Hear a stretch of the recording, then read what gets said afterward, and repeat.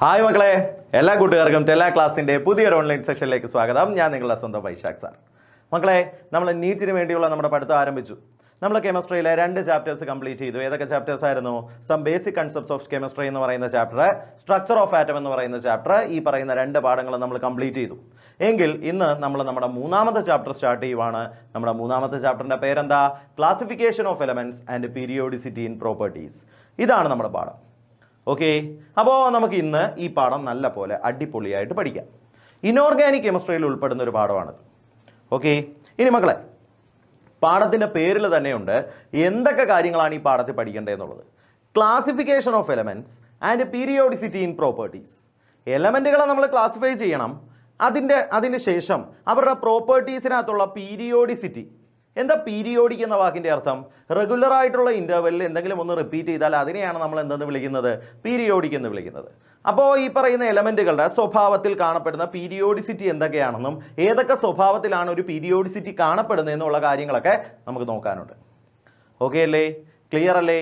ഇനി എലമെന്റ് എന്താണെന്ന് നമ്മൾ 1ാമത്തെ ചാപ്റ്ററിൽ പഠിച്ചായിരുന്നു. ആരെ എലമെന്റ് എന്ന് വിളിക്കുന്നത്? ഒരേപോലുള്ള ആറ്റങ്ങൾ കൂടിച്ചേരുന്നതിൻ്റെ ഫലമായിട്ടാണ് നമുക്കൊരു എലമെന്റിനെ കിട്ടുന്നത്. ഈ ചാപ്റ്റർ നമ്മൾ നോക്കുവാണെങ്കിൽ പുതുക്കിയ നീറ്റിൻ്റെ സിലബസ് പ്രകാരം ഈ ചാപ്റ്റർ കംപ്ലീറ്റ് ആയിട്ടില്ല. ഓക്കെ, അതായത് നമ്മൾ NCERT ടെക്സ്റ്റിൽ നിന്ന് ചില ടോപ്പിക്കുകൾ എന്ത് ചെയ്തുകൊണ്ട് ഡിലീറ്റഡ് ആയിട്ടുണ്ട്. അപ്പോൾ ആ ഡിലീറ്റഡ് ടോപ്പിക്സ് ഒഴിവാക്കിക്കൊണ്ട് നീറ്റ് എക്സാമിന് എന്തൊക്കെയാണോ ആവശ്യമുള്ളത് ആ പക്ക സിലബസ് ഫോളോ ചെയ്തുകൊണ്ടുള്ള ഒരു വീഡിയോ ക്ലാസ് ആയിരിക്കും നിങ്ങൾ ഈ പാഠത്തിന് ഇതായിട്ട് നിങ്ങൾക്ക് കിട്ടുന്നത്. ഓക്കെ, ക്ലിയർ അല്ലേ മക്കളെ? നമുക്ക് ഒട്ടും സമയം കളയാതെ നമ്മുടെ ചാപ്റ്ററിലോട്ട് പോകാം. ഓക്കെ അല്ലേ മക്കളെ? അങ്ങനെയാണെങ്കിൽ ഇതാ നോക്കിക്കോ. ഒന്നാമതായിട്ട് പീരിയോഡിക് ടേബിൾ ഓഫ് എലമെന്റ്സ്. നമ്മൾ കാണുന്ന പീരിയോഡിക് ടേബിൾ അല്ലെങ്കിൽ നിലവിൽ നമ്മൾ യൂസ് ചെയ്യുന്ന പീരിയോഡിക് ടേബിൾ ആണ് നിങ്ങളുടെ മുൻപിൽ കാണുന്നത്. ഓക്കെ, വളരെ കളർഫുൾ ആയിട്ടുള്ള ഒരു പീരിയോഡിക് ടേബിൾ ഞാൻ നിങ്ങൾക്ക് വേണ്ടി മുമ്പിലോട്ട് കൊണ്ടുവച്ചിട്ടുണ്ട്. മക്കളെ, ഈ പീരിയോഡിക് ടേബിളിനെ വിളിക്കുന്ന മറ്റൊരു പേരെന്താ? Long form of periodic table.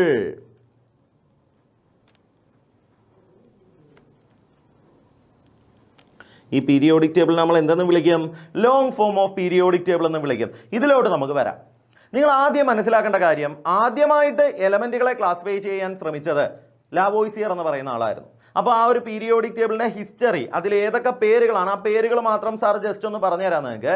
ഒരുപാട് കണ്ടുപിടുത്തങ്ങളുടെ ഫലമായിട്ടാണ് ഈ പറയുന്ന മോഡേൺ പീരിയോഡിക് ടേബിൾ അല്ലെങ്കിൽ long form of periodic table നമ്മുടെ മുൻപിലോട്ട് എത്തിയത്. ഈ ഒരു പീരിയോഡിക് ടേബിൾ നോക്കുവാണെങ്കിൽ ഇതിൽ നമുക്ക് കുറേ എലമെന്റുകളെ കാണാൻ പറ്റും. ഈ എലമെന്റ് ആരെയായിരുന്നു എലമെന്റ് എന്ന് വിളിക്കുന്നത്? ഒരേപോലുള്ള ആറ്റങ്ങൾ കൂടിച്ചേരുന്നതിന്റെ ഫലമായിട്ട് നമുക്ക് കിട്ടുന്ന ആളുകളായിരുന്നു എലമെന്റ്. അപ്പോൾ നമുക്ക് ഇതാ കുറേ എലമെന്റ് എന്ന് പറയുമ്പോൾ കുറേ അങ്ങനെ ഒരു നമ്പർ ഇല്ലല്ലോ, കൃത്യമായിട്ട് പറയുകയാണെങ്കിൽ 118 എലമെന്റുകളാണ് നിലവിലുള്ളത്. 118 എലമെന്റുകളാണ് നിലവിലുള്ളത്. ഈ പറയുന്ന 118 എലമെന്റുകളെ കൃത്യമായ രീതിയിൽ അടുക്കി വെച്ചിരിക്കുന്നു. എങ്ങനെ അടുക്കി വെച്ചിരിക്കുന്നു? ഹൊറിസോണ്ടലായിട്ട്, അതുപോലെ തന്നെ വെർട്ടിക്കലായിട്ട്. ഹൊറിസോണ്ടലായിട്ടും വെർട്ടിക്കലായിട്ടും അടുക്കി വെച്ചിരിക്കുന്നു. ഇങ്ങനെ അടുക്കി വെച്ചിരിക്കുന്ന ഈ ആളിനെയാണ് നമ്മൾ എന്തെന്ന് വിളിക്കുന്നത്? പീരിയോഡിക് ടേബിൾ, മലയാളത്തിൽ ആവർത്തന പട്ടിക എന്ന് വിളിക്കുന്നത്. ഓക്കെ ആണോ? അപ്പോൾ ഹൊറിസോണ്ടലായിട്ട് എത്ര പേരുണ്ടോ തുടങ്ങിയ കാര്യങ്ങളെല്ലാം നമുക്ക് പറയാം. അതിനു മുന്നേ മക്കളെ, ഈ പറയുന്ന പീരിയോഡിക് ടേബിളിൻ്റെ സഹായത്തോടെ നമുക്ക് എലമെന്റുകളെ പറ്റി സിമ്പിളായിട്ട് പഠിക്കാൻ പറ്റും. ഓക്കെ, അല്ലെങ്കിൽ അതിൻ്റെ അടിസ്ഥാനത്തിലാണ്, അല്ലെങ്കിൽ അത് നമുക്ക് എലമെന്റുകളെ പറ്റി പഠിക്കുന്നത് എളുപ്പമാക്കുന്നതിന് വേണ്ടിയാണ് ശരിക്കും പറഞ്ഞാൽ എലമെന്റുകളെ നമ്മൾ ക്ലാസിഫൈ ചെയ്യുന്നത്.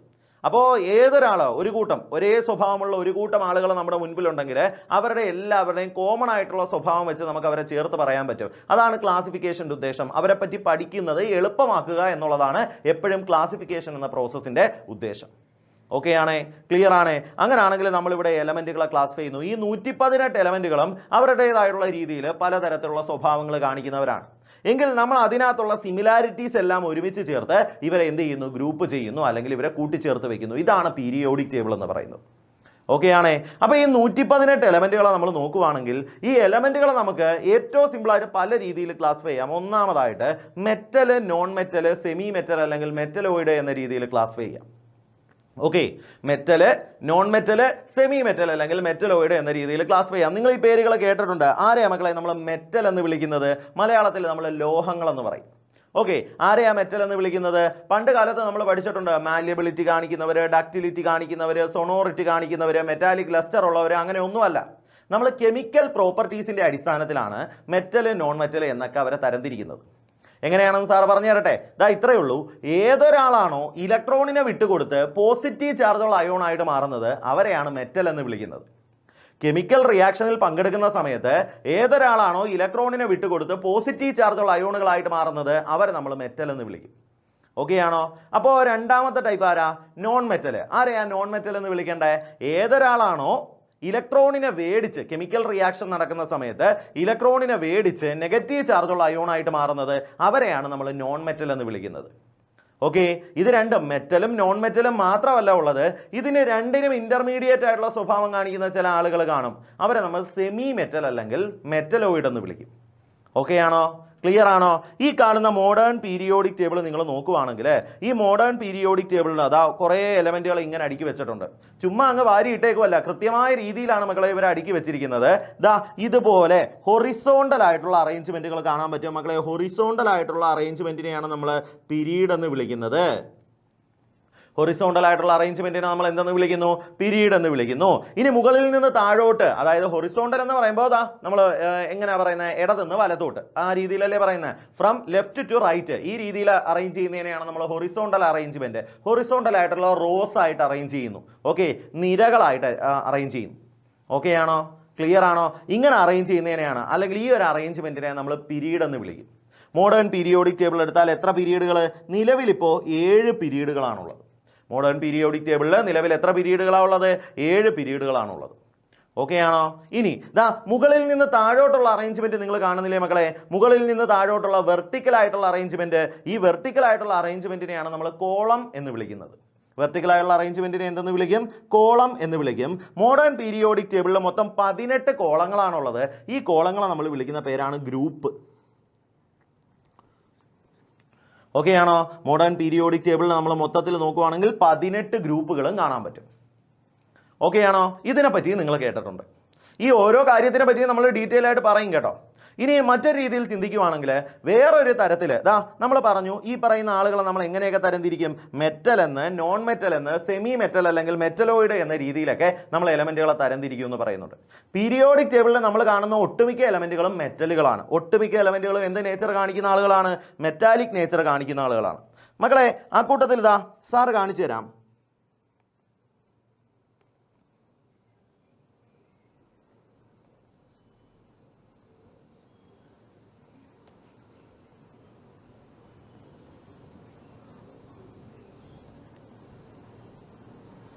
ഈ പച്ച പെട്ടിക്കുള്ളിൽ അല്ലെങ്കിൽ ഈ പച്ച നിറത്തിൽ നിങ്ങൾ കാണുന്ന എലമെന്റുകൾ കണ്ടോ? ആരൊക്കെയാ? Boron, silicon, germanium, arsenic, antimony, tellurium, polonium. ഇത്രയും ആളുകളെ നമ്മൾ എന്തെന്ന് വിളിക്കും? ഇത്രയും ആളുകളാണ് നമ്മുടെ പീരിയോഡിക് ടേബിളിലെ ശരിക്കുള്ള മെറ്റലോയിഡുകൾ, സെമി മെറ്റലുകൾ. പല എലമെന്റുകളുടെ കേസിലും ഇതൊരു മെറ്റലോയിഡ് ആണോ എന്നുള്ള കാര്യത്തിൽ ഒരുപാട് കൺഫ്യൂഷനുകൾ വരുന്നുണ്ടെങ്കിലും ഈ പേരുകൾ നിങ്ങളൊന്ന് ഓർത്ത് വെച്ചേക്കുക. എന്നാൽ ഈ പേര് നിങ്ങൾ ഓർത്ത് വെക്കുന്ന സമയത്ത് തന്നെ ചെറിയൊരു ട്വിസ്റ്റ് വരുന്നുണ്ട്. ഇതിൽ സാർ ഇപ്പോൾ പറഞ്ഞു ബോറോൺ എന്ന് പറയുന്ന എലമെന്റ് ഒരു സെമി മെറ്റൽ ആണെന്ന്. പക്ഷേ മക്കളെ, നിങ്ങളടുത്ത് നീറ്റ് എക്സാമിന് ഒരു ചോദ്യം വരുന്നു, ബോറോൺ എന്ന് പറയുന്ന എലമെന്റ് എന്ത് തരത്തിലുള്ള സ്വഭാവമാണ് കാണിക്കുന്നത്? അപ്പോൾ അതിനകത്ത് ഓപ്ഷനായിട്ട് മെറ്റലുണ്ട്, നോൺ മെറ്റലുണ്ട്, സെമി മെറ്റലുണ്ട്, നൺ ഓഫ് ദീസ് ഇങ്ങനെയൊക്കെ ഉണ്ടെന്ന് വെച്ചോ. നിങ്ങൾ അവിടെ കറുപ്പിക്കേണ്ട ഉത്തരം നോൺ മെറ്റൽ. കാര്യം നമ്മുടെ NCERT ടെക്സ്റ്റിൽ പറയുന്നുണ്ട് ബോറോൺ ഒരു നോൺ മെറ്റൽ ആണെന്ന്. ഓക്കെ, NCERT ടെക്സ്റ്റിൽ എന്ത് പറയുന്നുണ്ട്? ബോറോൺ ഒരു നോൺ മെറ്റൽ ആണെന്ന് പറയുന്നുണ്ട്. മക്കളെ അത് ഓർത്ത് വെച്ചോ. ബോറോൺ എന്ന് പറയുന്ന എലമെന്റ് ഒരു നോൺ മെറ്റൽ ആണെന്ന് NCERT ടെക്സ്റ്റിൽ പറയുന്നുണ്ട്. പക്ഷേ ആക്ച്വലി ഇത് ഒരു മെറ്റലോയിഡ് ആണ്. കാര്യം ഇയാൾക്ക് മെറ്റലുകളുടെയും നോൺ മെറ്റലുകളുടെയും പ്രോപ്പർട്ടി കാണിക്കാനുള്ള കഴിവുണ്ട്. ഇതിൽ ഈ മെറ്റലോയിഡ് തന്നെ, സെമി മെറ്റൽ തന്നെ 2 തരത്തിലാകാം. മെറ്റലിന്റെ സ്വഭാവത്തിനോട് അടുത്ത് നിൽക്കുന്ന സെമി മെറ്റലുകളും ഉണ്ട്, നോൺ മെറ്റലിന്റെ സ്വഭാവത്തിനോട് അടുത്ത് നിൽക്കുന്ന സെമി മെറ്റലുകളും ഉണ്ട്. അപ്പോൾ ഈ ബോറോൺ എന്ന് പറയുന്ന ആളിനെ നമ്മൾ എടുക്കുവാണെങ്കിൽ അയാൾ നോൺ മെറ്റലിന്റെ സ്വഭാവത്തിനോട് അടുത്ത് നിൽക്കുന്ന ഒരു സെമി മെറ്റലാണ്. പക്ഷേ NCERT ടെക്സ്റ്റിൽ പറയുന്നുണ്ട് എന്ത്? ബോറോൺ ഒരു നോൺ മെറ്റൽ ആണ് എന്നുള്ള കാര്യം. ഓക്കെ ആണേ? അപ്പോൾ അതൊന്ന് ഓർത്ത് വെച്ചേക്കണം മക്കളെ. ഞാൻ തുടക്കത്തിലേ ഇത് പറഞ്ഞത്. ഇനി നിങ്ങൾ അങ്ങോട്ട് ടെക്സ്റ്റ് വായിച്ച് വരുമ്പോൾ ഇതുപോലെ ഒരു കൺഫ്യൂഷൻ ഉറപ്പായിട്ട് നിങ്ങൾക്ക് ഉണ്ടാവും. അതുകൊണ്ടാണ് രണ്ടിടത്ത് നിങ്ങൾ 2 രീതിയിൽ അത് കാണാം. ഓക്കെ, ഇനി ഈ പറയുന്ന നോൺ മെറ്റലുകളെ പഠിക്കാൻ സാർ ഒരു എളുപ്പ വഴി പറഞ്ഞു തരാം. എന്താ നോക്കിയോ? ആരൊക്കെയാ ഉള്ളത്?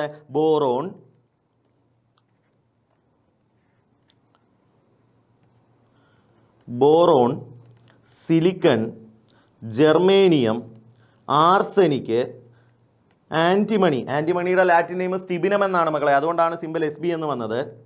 Tellurium, polonium. ഇത്രയും പേരല്ലേ നമ്മളെ സെമി മെറ്റൽ അല്ലെങ്കിൽ മെറ്റലോയിഡുകളെ.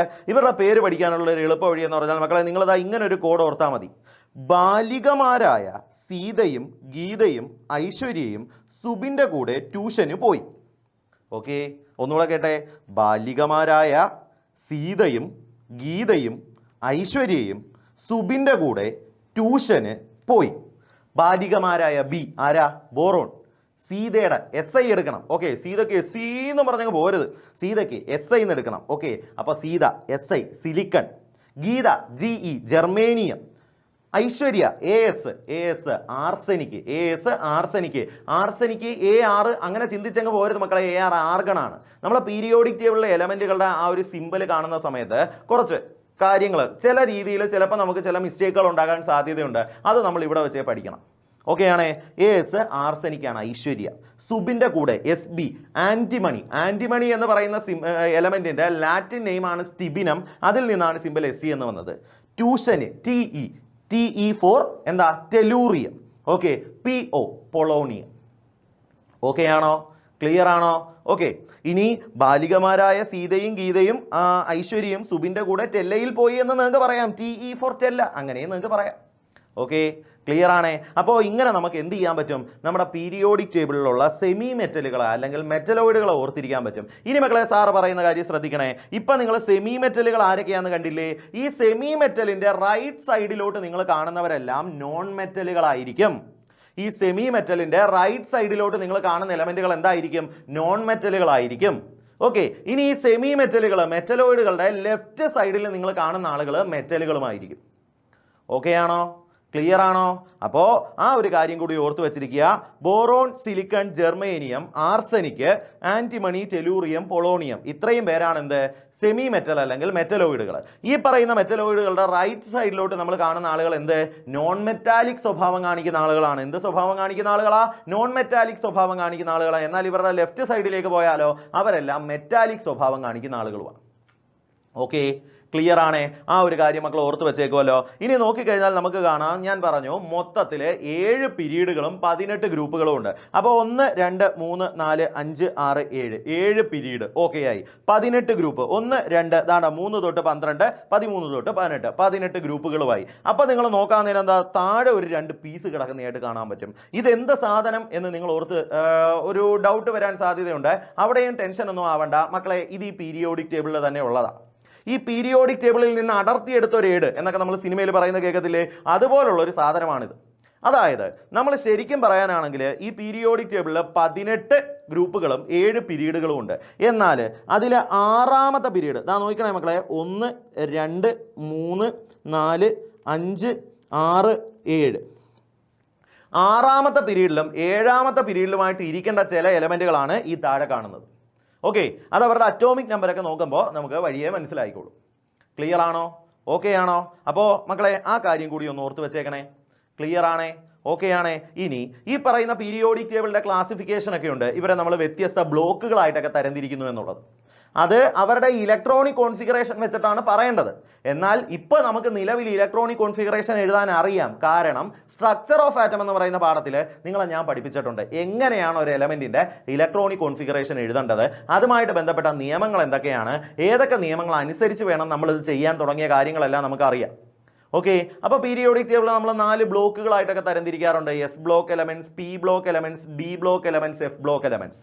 എങ്കിൽ അതും കൂടെ വെച്ചിട്ട് ഞാൻ ഇവരെ പറ്റി ഡീറ്റെയിൽ ആയിട്ട് പറഞ്ഞുതരാം. മക്കളെ, പീരിയോഡിക് ടേബിളിൽ 1 2 ഗ്രൂപ്പുകൾ. ഓക്കെ, ഇനി എന്തിൻ്റെ അടിസ്ഥാനത്തിലാണ് ഇവരെ 4 ബ്ലോക്കായിട്ട് തരംതിരിക്കുന്നതെന്ന് ചോദിച്ചാൽ ഇലക്ട്രോണിക് കോൺഫിഗറേഷൻ എഴുതുന്ന സമയത്ത് ഒരു എലമെൻറ്റിൻ്റെ അവസാനത്തെ ഇലക്ട്രോൺ ഏത് സബ്ഷെല്ലിലാണ് എന്നുള്ളതിൻ്റെ അടിസ്ഥാനത്തിലാണ് ഇവരെ 4 ബ്ലോക്കുകളായിട്ട് തരംതിരിക്കുന്നത്. നമ്മൾ പഠിച്ചു മൊത്തം 4 സബ്ഷെല്ലുകളാണ് ഉള്ളത്, എസ്, പി, ഡി, എഫ്. എങ്കിൽ ഇലക്ട്രോണിക് കോൺഫിഗറേഷൻ എഴുതുന്ന സമയത്ത് അവസാനത്തെ ഇലക്ട്രോൺ ഏത് സബ്ഷെല്ലിലോട്ടാണ് പോകുന്നത് എന്നുള്ളതിൻ്റെ അടിസ്ഥാനത്തിൽ നമ്മൾ 4 ബ്ലോക്കുകളായിട്ട് തരംതിരിക്കും. അതിൽ 1 2 ഗ്രൂപ്പിലുള്ള എലമെൻറ്റുകളെയാണ് എസ് ബ്ലോക്ക് എന്ന് വിളിക്കുന്നത്. ഇവന്മാർ രണ്ടുമാണ് എസ് ബ്ലോക്ക്. മക്കളെ, 13 തൊട്ട് 18 വരെയുള്ള ഗ്രൂപ്പിൽ എലമെൻറ്റുകളെയാണ് നമ്മൾ പി ബ്ലോക്ക് എലമെൻറ്റ്സ് എന്ന് വിളിക്കുന്നത്. 3 തൊട്ട് 12 വരെയുള്ള ഗ്രൂപ്പിലെ എലമെൻറ്റുകളെയാണ് നമ്മൾ ഡി ബ്ലോക്ക് എലമെൻറ്റ്സ് എന്ന് വിളിക്കുന്നത്. അതെല്ലാം കഴിഞ്ഞു. ഇപ്പോൾ എല്ലാ ഗ്രൂപ്പും ആയല്ലോ. ഈ അവസാനം കാണുന്ന 2 പീസിനെ പറ്റി ഞാൻ പറഞ്ഞില്ലേ? ഇവിടെ എന്തോ പേരെഴുതി വെച്ചോണ്ട് ലാന്തനൈഡ് സീരീസ് എന്നോ ആക്ടിനൈഡ് സീരീസ് എന്നോ ഒക്കെ എഴുതി വെച്ചിട്ടുണ്ട്. അവരെ പറ്റി സാർ നല്ല ഡീറ്റെയിൽ ആയിട്ട് പറഞ്ഞുതരാം. ഈ പറയുന്ന ആളുകളെയാണ് നമ്മൾ എഫ് ബ്ലോക്ക് എലമെന്റ്സ് എന്ന് വിളിക്കുന്നത്. ഈ പറയുന്ന ആളുകൾ എന്ന് വെച്ചാൽ ദാ ഇവിടം തൊട്ട്, അത് ശ്രദ്ധിക്കണേ മക്കളെ, ഇവിടം തൊട്ട് അങ്ങോട്ട് ഇവന്മാർ രണ്ടും ഇവിടെ വരുന്ന എലമെന്റുകളാണ്. 57 ലന്ധാനം, 89 ആക്ടീനിയം. ഈ പറയുന്ന രണ്ട് എലമെന്റുകളും ഇവിടെ വരുന്ന എലമെന്റുകളാണ്. അവർ ഡി ബ്ലോക്കിലുള്ള എലമെന്റുകളാണ്. അതിനുശേഷം വരുന്ന 14 എലമെന്റുകൾ, ലന്ധാനം കഴിഞ്ഞ് വരുന്ന 14 എലമെന്റുകൾ അവരെ നമ്മൾ ലാന്തനോയിഡ്സ് എന്ന് വിളിക്കും. ഓക്കെ, ആക്ടീനിയം അതായത് സീറിയം തൊട്ട് ലൂട്ടീഷ്യം വരെയുള്ള 14 എലമെന്റുകൾ. ഓക്കെ ആണേ. ആക്ടീനിയം കഴിഞ്ഞ് വരുന്ന 14 എലമെന്റുകൾ, തോറിയം തൊട്ട് ലോറൻഷ്യം വരെയുള്ള 14 എലമെന്റുകൾ, അവരെയാണ് നമ്മൾ ആക്ടിനോയിഡ്സ് എന്ന് വിളിക്കുന്നത്. ഇവരെയാണ് നമ്മൾ എഫ് ബ്ലോക്ക് എലമെന്റ്സ് എന്ന് വിളിക്കുന്നത്. ഇതാണ് പീരിയോഡിക് ടേബിളിന്റെ മൊത്തത്തിലുള്ള ക്ലാസിഫിക്കേഷൻ. ഓക്കെ ആണേ. അപ്പോൾ ഇത് നമ്മൾ ജസ്റ്റ് ഒന്ന് മനസ്സിലാക്കി വെക്കുക. ഓരോ ബ്ലോക്കുകളെ പറ്റിയും അവരുടെ സ്വഭാവത്തിനെ പറ്റിയൊക്കെ നമുക്ക് ഡീറ്റെയിൽ ആയിട്ട് പറയാനുണ്ട്. സാർ ഇപ്പോൾ തുടക്കമായതുകൊണ്ട് ജസ്റ്റ് കുറച്ച് കാര്യങ്ങൾ മാത്രം ഒന്ന് പറഞ്ഞു തന്നേ ഉള്ളൂ. ഓക്കെ ആണോ? ഇനി 118 എലമെന്റുകളിൽ അവസാനമായിട്ട് കണ്ടുപിടിച്ച് ഈ പറയുന്ന എലമെന്റുകളൊക്കെ എടുക്കുവാണെങ്കിൽ നിഹോണിയം, ഫ്ലീറോവിയം, മോസ്കോവിയം, ലിവർമോറിയം, ടെനസിൻ, ഒഗനസോൺ തുടങ്ങി, ഒഗനസോൺ ആണ് നമ്മുടെ 118ാമത്തെ എലമെന്റ്. ഇതാ എത്രയും എലമെന്റുകളെ കാണാൻ പറ്റും. അറ്റോമിക് നമ്പർ 1 ഹൈഡ്രജൻ തൊട്ട് അറ്റോമിക് നമ്പർ 118 ഒഗനസോൺ വരെയുള്ള എലമെന്റുകളെ നമുക്കിവിടെ കാണാൻ പറ്റും. ഓക്കെ, ക്ലിയർ ആണോ? അപ്പോൾ ജസ്റ്റ് പീരിയോഡിക് ടേബിളിനെ പറ്റി സാർ ഒരു ഇൻട്രൊഡക്ഷൻ തന്നേ ഉള്ളൂ മക്കളെ. ഇതാ ഇവിടെ ഓരോരുത്തരെയും കാണിച്ചിട്ടുണ്ട്. ആൽക്കലി മെറ്റൽ ആരാണ്, ആൽക്കലൈൻ എർത്ത് മെറ്റലുകൾ ആരാണ്, ട്രാൻസിഷൻ മെറ്റലുകൾ ഏതൊക്കെയാണ്, ബേസിക് മെറ്റലുകൾ ഏതൊക്കെയാണ്, അതുപോലെ സെമി മെറ്റലുകൾ ഏതൊക്കെയാണ്, നോൺ മെറ്റലുകൾ ഏതൊക്കെയാണ്, ഹാലജനുകൾ ആരൊക്കെയാണ്, നോബിൾ ഗ്യാസുകൾ ആരൊക്കെയാണ്, ലാന്തനൈഡുകൾ ആരൊക്കെയാണ്, ആക്ടിനൈഡുകൾ ആരൊക്കെയാണ്, ഇതെല്ലാം കാണിക്കുന്നുണ്ട്. ഇത്രയും പേരുകൾ നിങ്ങളൊന്ന് ഓർത്ത് വെച്ചേക്കണം. ഓക്കെ, ഇത്രയും പേരുകൾ നമ്മൾ ഓർത്ത് വെച്ചേക്കണം. ഈ പാഠം പറയുന്നതിൻ്റെ ഇടയ്ക്ക് ഈ പറയുന്ന ആളുകളെ പറ്റി ഡീറ്റെയിൽ ആയിട്ട് നമ്മൾ പഠിക്കും. ഇതിൽ ആൽക്കലി മെറ്റൽ ആരാണെന്ന് ചോദിച്ചാൽ നിങ്ങൾക്ക് എല്ലാവർക്കും അറിയാം. പീരിയോഡിക് ടേബിളിൽ 1ാമത്തെ ഗ്രൂപ്പാണ് ആൽക്കലി മെറ്റൽ. ദാ ഈ കാണുന്ന ഹൈഡ്രജൻ ഇല്ല കേട്ടോ, ഇവൻ ഇവിടെ ഉടായി പഠിച്ച് കയറിയിരിക്കുക, ഇവൻ ഇക്കൂട്ടത്തിലുള്ള ആളല്ല. ഓക്കെ, ഈ കാണുന്ന ആളുകളാണ് ആൽക്കലി മെറ്റൽ. എങ്കിൽ ആൽക്കലൈൻ എർത്ത് മെറ്റൽ, ദാ ഈ ബെർലിയം തൊട്ട് റേഡിയം വരെയുള്ള ആളുകളാണ് alkaline earth metal. Transition metal മക്കളെ, നമ്മളിതാ ഈ നീല നിറത്തിൽ കാണുന്ന ഈ ആളുകളില്ലേ, ഇവരെയാണ് ട്രാൻസിഷൻ മെറ്റൽ എന്ന് വിളിക്കുന്നതെങ്കിലും സിങ്ക്, കാഡ്മിയം, മെർക്കുറി ഇവന്മാർ ഇക്കൂട്ടത്തിൽ വരുന്നതല്ല. ഇവന്മാരെ സ്യൂഡോ ട്രാൻസിഷൻ മെറ്റൽ എന്നാണ് ശരിക്കും വിളിക്കേണ്ടത്. അതിനെപ്പറ്റി നമുക്ക് ഡി ബ്ലോക്ക് എലമെന്റ്സ് എന്ന് പറയുന്ന പാഠത്തിൽ ഡിസ്കസ് ചെയ്യാം. അത് നീറ്റിൻ്റെ സിലബസിലുള്ള പാഠമാണ് മക്കളെ.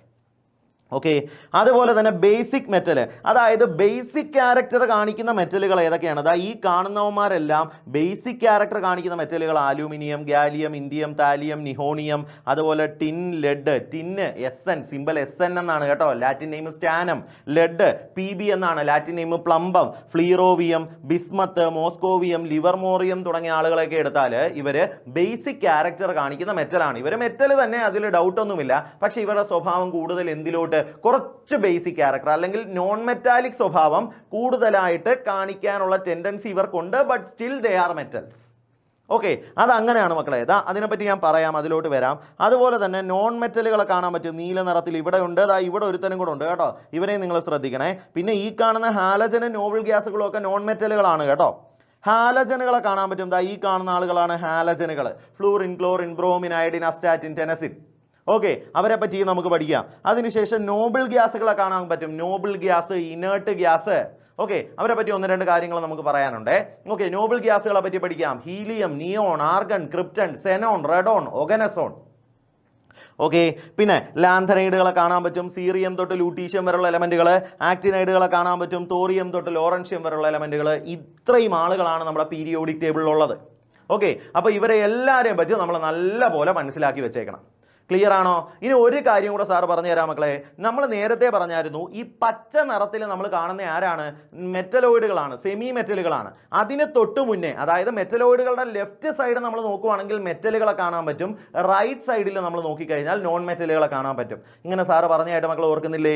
എങ്കിലേ ഓർത്ത് വെച്ചോ, പീരിയോഡിക് ടേബിളിൻ്റെ ഈ ലെഫ്റ്റ് സൈഡിലാണ് ഏറ്റവും കൂടുതൽ മെറ്റാലിക് സ്വഭാവം നമുക്ക് കാണാൻ പറ്റുന്നത്. പീരിയോഡിക് ടേബിളിൻ്റെ ഈ റൈറ്റ് സൈഡിലാണ് ഏറ്റവും കൂടുതൽ നോൺ മെറ്റാലിക് സ്വഭാവം നമുക്ക് കാണാൻ പറ്റുന്നത്. ഇതുകൂടെ ഓർത്ത് വെച്ചോ. ഓക്കെ ആണേ? ക്ലിയർ ആണേ? അപ്പോൾ ഇത്രയും കാര്യങ്ങൾ നിങ്ങൾ ജസ്റ്റ് ബേസ് ആയിട്ടൊന്ന് മനസ്സിലാക്കി വെക്കുക. ഇവിടെ സെമി മെറ്റലുകളെ പഠിക്കാൻ നമ്മൾ പറഞ്ഞ കോഡ് ഓർമ്മയുണ്ടല്ലോ. ബാലികമാരായ സീതയും ഗീതയും ഐശ്വര്യയും സുബിൻ്റെ കൂടെ ടെല്ലയിൽ പോയി. ഓക്കെ, ക്ലിയർ ആണേ? ഓക്കെ ആണേ? അപ്പോൾ ജസ്റ്റ് ഈ പീരിയോഡിക് ടേബിളിനെ പറ്റിയൊക്കെ ഒന്ന് മനസ്സിലാക്കി വെക്കുക. ഒരു ബേസ് ആയിട്ട് ജസ്റ്റ് ഒന്ന് പറഞ്ഞതേ ഉള്ളൂ. ഇതിൽ പറഞ്ഞ ഒരുപാട് കാര്യങ്ങളെ പറ്റി നമുക്ക് ഡീറ്റെയിൽ ആയിട്ട് ഇനിയും പഠിക്കാനുണ്ട്. ഓക്കെ അല്ലേ മക്കളെ? അപ്പോൾ നമുക്ക് ഒന്നാമത്തെ കാര്യത്തിലോട്ട് പോവാം. Classification of elements. എലമെന്റുകളെ ക്ലാസിഫൈ ചെയ്യുന്നു. എന്താ ക്ലാസിഫൈ ചെയ്യുക എന്ന് വെച്ചാൽ അതിൻ്റെ അർത്ഥം എന്തെങ്കിലും ഒരു കോമൺ സ്വഭാവത്തിൻ്റെ അടിസ്ഥാനത്തിൽ അവരെ ഗ്രൂപ്പ് ചെയ്യുന്നതിനെയാണ് നമ്മൾ എന്തെന്ന് വിളിക്കുന്നത്? ക്ലാസിഫിക്കേഷൻ എന്ന് വിളിക്കുന്നത്. Significance of classification. എന്തിനു വേണ്ടിയാണ് നമ്മൾ എലമെന്റുകളെ ക്ലാസിഫൈ ചെയ്യുന്നത്? നമ്മൾ ഓൾറെഡി പറഞ്ഞു കഴിഞ്ഞു. അവരെ പറ്റി പഠിക്കുന്നത് കുറച്ച് എളുപ്പത്തിലാക്കാൻ വേണ്ടി. നോക്കിക്കോണേ മക്കളെ, significance of classification. Okay, at present about 118 elements R non and many more are being discovered. അപ്പോൾ 118 എലമെന്റുകൾ ഇന്ന് നിലവിലുണ്ട് എന്ന് പറയുമ്പോൾ അതിൻ്റെ അർത്ഥം 118 എലമെന്റേ ഉള്ളൂ, ഇനി അങ്ങോട്ടൊന്നും ഇല്ല എന്നല്ല. ഇനിയും ഭാവിയിൽ എന്ത് ചെയ്തേക്കാം? കണ്ടുപിടിച്ചേക്കാം. ഓക്കെ ആണേ? These elements form a large number of compounds. ഈ പറയുന്ന എലമെന്റുകൾ കൂടി ചേർന്ന് ഒരുപാട് കോമ്പൗണ്ടുകളായിട്ട് മാറാറുണ്ട്. A systematic study of these elements and their compound is possible only when these elements are arranged in such a way that similar elements are placed together while dissimilar elements are separated from one another. ഇവരെ പറ്റി, അതായത് ഈ എലമെന്റുകളെ പറ്റിയും ഈ 118 എലമെന്റുകളെ പറ്റിയും അവർ form ചെയ്യുന്ന കോടാനുകോടി കോമ്പൗണ്ടുകളെ പറ്റിയും നമ്മൾ പഠിക്കണമെങ്കിൽ, അല്ലെങ്കിൽ നമുക്ക് കൃത്യമായിട്ട് പഠിക്കാൻ പറ്റണമെങ്കിൽ തീർച്ചയായിട്ടും നമ്മൾ ചെയ്യേണ്ട കുറച്ച് കാര്യങ്ങളുണ്ട്. ഇതിനെ ഒന്ന് സിസ്റ്റമാറ്റിക് ആക്കണം, ഇതിനെ ഒന്ന് അടുക്കി വെക്കണം, വേണ്ടേ? അതിനുവേണ്ടി നമ്മൾ എന്താ ചെയ്യുന്നു? ഒരേപോലത്തെ സ്വഭാവമുള്ള എലമെന്റുകളെല്ലാം ഒരേ സ്ഥലത്ത് കൊണ്ടുവയ്ക്കുന്നു, വ്യത്യസ്ത സ്വഭാവമുള്ള എലമെന്റുകളെ മാറ്റി നിർത്തുന്നു. ഇങ്ങനെ നമ്മൾ ചെയ്താൽ ഇവരെ പറ്റി പഠിക്കുന്നത് കുറച്ചുകൂടെ എളുപ്പമായിട്ട് മാറും. ഓക്കെ, ഇതാണ് നമ്മൾ ശരിക്കും ക്ലാസിഫിക്കേഷൻ എന്ന പ്രോസസ്സ് കൊണ്ട് ഉദ്ദേശിക്കുന്നത്. മനസ്സിലായോ മക്കളെ? ഓക്കെ അല്ലേ? ഇനി നമ്മൾ നിലവിൽ പഠിക്കുന്ന പീരിയോഡിക് ടേബിളിന്റെ പേരാണ് long form of periodic table. പക്ഷേ നിങ്ങൾ മനസ്സിലാക്കുക, ആദ്യമായിട്ട് നമ്മൾ കണ്ടെത്തിയ, അല്ലെങ്കിൽ പീരിയോഡിക് ടേബിളിന് ഒരു ക്ലാസിഫിക്കേഷൻ വേണമെന്ന് നമ്മുടെ മനുഷ്യ മനസ്സിൽ തോന്നിയതിൻ്റെ അന്ന് തന്നെ നമ്മൾ long form of periodic table വെട്ടിക്കൂട്ടി ഉണ്ടാക്കിയതല്ല. ഓക്കെ, ഒരുപാട് കണ്ടുപിടുത്തങ്ങളുടെ ഫലമായിട്ടാണ് ഇവരെ നമുക്ക് കിട്ടിയത്. അപ്പോൾ ആ കണ്ടുപിടുത്തങ്ങളുടെ പേര് മാത്രം നമുക്ക് ജസ്റ്റ് ഒന്ന് നോക്കാം, അല്ലാതെ അതിനെപ്പറ്റി ഒന്നും പഠിക്കേണ്ട. കാര്യം സിലബസിൽ നിന്ന് ഇതെല്ലാം ഒഴിവാക്കിയിട്ടുണ്ട്. ആദ്യമായി എലമെന്റുകളെ ക്ലാസിഫൈ ചെയ്യാൻ ശ്രമിച്ച അന്റോയിൻ ലാവോയിസിയർ ആയിരുന്നു ലാവോയിസിയറിന്റെ ക്ലാസിഫിക്കേഷൻ. പിന്നെ പ്രൗഡ്സ് ഹൈപ്പോത്തസിസ്, അതായത് ഇതിനെ നമ്മൾ യൂണിറ്ററി തിയറി എന്നൊക്കെ വിളിക്കാറുണ്ട്. അതിനുശേഷം വന്നൊരു തിയറി ആയിരുന്നു. നമ്മൾ ശരിക്കും പറഞ്ഞാൽ ടെക്സ്റ്റിൽ ആദ്യമായിട്ട് പഠിക്കുന്നത് ഡോബറൈനറിന്റെ ലോ ഓഫ് ട്രയാഡുകളെ പറ്റിയായിരുന്നു. ഡോബറൈനറിന്റെ ട്രയാഡ് റൂള് 1817 വന്നു. ഓക്കെ, അത് കഴിഞ്ഞ് ന്യൂലൻഡ് എന്ന് പറയുന്ന ഒരാളുണ്ട്. അദ്ദേഹം സരിഗമ പദനിസയായിട്ട് വന്നിട്ടുണ്ട്. ഓക്കെ, ന്യൂലൻഡിന്റെ ലോ ഓഫ് ഒക്ടേവുകളെ പറ്റിയൊക്കെ നമ്മൾ പഠിച്ചിട്ടുണ്ട് 1865. അതിനുശേഷം ലോഥർ മെയർ അദ്ദേഹത്തിന്റെ കർവുമായിട്ട് വന്നു 1869. ഓക്കെ, അതിനുശേഷമാണ് ആവർത്തന പട്ടികയുടെ പിതാവ്, ഫാദർ ഓഫ് പീരിയോഡിക് ടേബിൾ എന്ന് വിളിക്കുന്ന ദിമിത്രി ഇവാനോവിച്ച് മെൻഡലീവ് എന്ന് പറയുന്ന റഷ്യൻ സയന്റിസ്റ്റ്, റഷ്യൻ കെമിസ്റ്റ്, അദ്ദേഹം എന്ത് ചെയ്തത്? ഒരു പീരിയോഡിക് ടേബിൾ കൊണ്ടുവന്നത്. ഇന്ന് നമ്മൾ കാണുന്ന പീരിയോഡിക് ടേബിൾ വരാൻ കാരണമായത് ശരിക്കും പറഞ്ഞാൽ മെൻഡലീവിന്റെ കണ്ടുപിടുത്തങ്ങളായിരുന്നു. ഓക്കെ, അപ്പോൾ മെൻഡലീവിന്റെ പീരിയോഡിക് ടേബിൾ ഇത്രയും. നമ്മൾ ഇന്ന് കാണുന്ന മോഡേൺ പീരിയോഡിക് ടേബിൾ അല്ലെങ്കിൽ ലോങ് ഫോം ഓഫ് പീരിയോഡിക് ടേബിളിൽ എത്തുന്നതിന് മുന്നേ നടന്ന സംഭവങ്ങളാണ് ഇതെല്ലാം. അപ്പോൾ ഈ പേരുകൾ, അല്ലെങ്കിൽ ഇങ്ങനെ ഒരു സംഭവം നടന്നിട്ടുണ്ട് എന്ന് മാത്രം നമ്മളൊന്ന് ചിന്തിച്ചാൽ മതി, അല്ലാതെ ഇവരെ പറ്റി കൂടുതലൊന്നും നിങ്ങൾ പഠിക്കണ്ട. ഓക്കെ ആണേ മക്കളെ? ഏതാന്ന് നോക്കിക്കോ. മോഡേൺ പീരിയോഡിക് ടേബിൾ അല്ലെങ്കിൽ modified Mendeleev's periodic table. Modern periodic table എന്ന് വിളിക്കുന്നു, അതൊക്കെ അത് എന്തുകൊണ്ടാണ് അങ്ങനെ വന്നതെന്നൊക്കെ നമുക്കറിയാം. അല്ലെങ്കിൽ മോഡിഫൈഡ് മെൻഡലീവ്സ് പീരിയോഡിക് ടേബിൾ എന്ന് വിളിക്കുന്നു. അതെന്താ അങ്ങനെ വിളിക്കുന്നത്? നമുക്ക് എന്തായാലും നോക്കാം കേട്ടോ. Okay, it was proposed by Moseley. Henry Moseley എന്ന് പറയുന്ന വ്യക്തിയാണ് ഈ ഒരു പീരിയോഡിക് ടേബിളിൽ വരാൻ കാരണമായത്, അല്ലെങ്കിൽ ഈ ഒരു പീരിയോഡിക് ടേബിളിലേക്ക് എത്താൻ വഴിതെളിച്ച ആളാണ് ആര്? ഹെൻറി മോസ്ലി എന്ന് പറയുന്ന ആള്. Modern periodic table is based on atomic number. മക്കളെ, എന്തിന്റെ അടിസ്ഥാനത്തിലാണ് മോഡേൺ പീരിയോഡിക് ടേബിൾ വന്നിരിക്കുന്നത്?